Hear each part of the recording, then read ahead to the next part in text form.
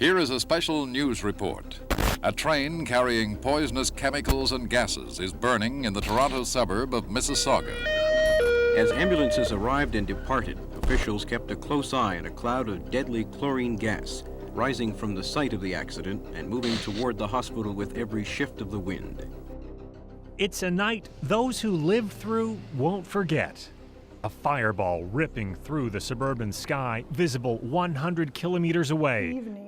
It certainly caught the attention of people attending Marie Lusinger-Busic's wedding reception. The worst thing happened is our guests leaving and finding that there's a red sky in Mississauga. Oh, what was going on over there? There's something, something is going on. She and her husband weren't even aware there was a train derailment on her wedding day until many of her guests showed up at a luncheon the next day after spending the night at an evacuation center. Some of these ladies were still in the same gowns and evening shoes and blaming us for disaster that happened because they had no chance to go and change, but at least they get a warm meal. Her story is just one of many collected by museum curators in Mississauga as part of an exhibit showcasing artwork and memorabilia inspired by that fateful night.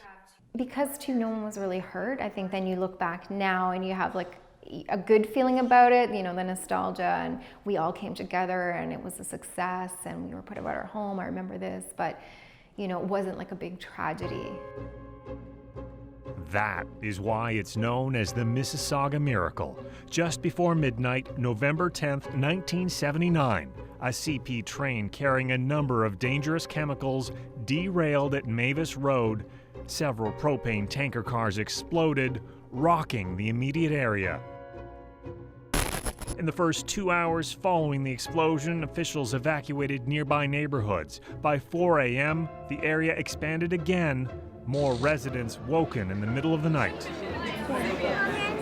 Many people heading to Square One, a makeshift evacuation center, still in their pajamas. By daylight, officials realized there was a potentially catastrophic danger lurking under those burning cars.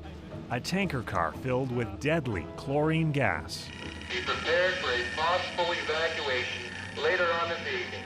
I repeat, be prepared for a possible evacuation later on this evening. Police started warning more residents to get ready to leave.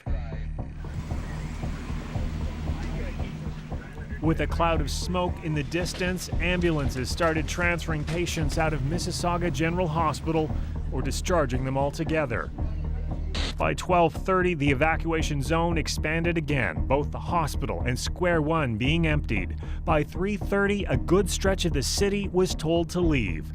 By midnight, just over 24 hours since the explosion, the evacuation order covered 240,000 people, stretching from the east end of Oakville to the west end of Etobicoke.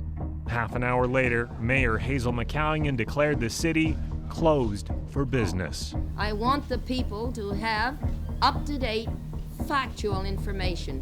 No rumors, please. I don't know of any other thing that happened during my 36 years that was as serious and as demanding and as stressful as the Mississauga derailment. Mississauga was a ghost town, yet there were no reports of looting. Crews eventually managed to put out the fire, then repaired the tanker cars, removing the risk of the deadly chlorine gas escaping.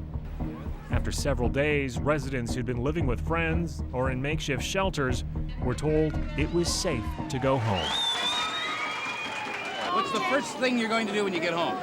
Make sure the water's hot. Have a shower. Take a bath? Yes. Get a bath. Well, wasn't this a holiday? Are you kidding? Everything looks great. We didn't get looted. That's good.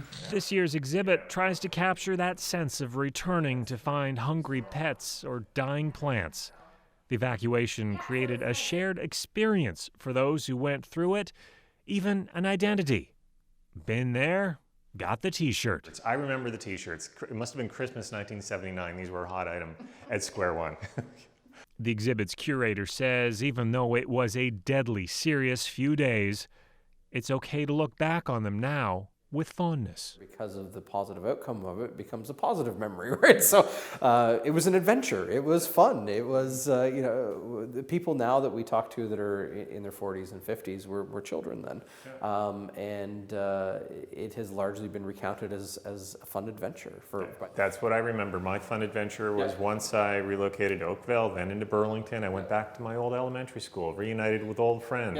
Lucinda Busick looks back at the experience and says she doesn't mind that her big day is now forever linked with the big explosion. Most of our friends or relatives that they were at the wedding, or they said, for your wedding anniversary, it's so easy to remember.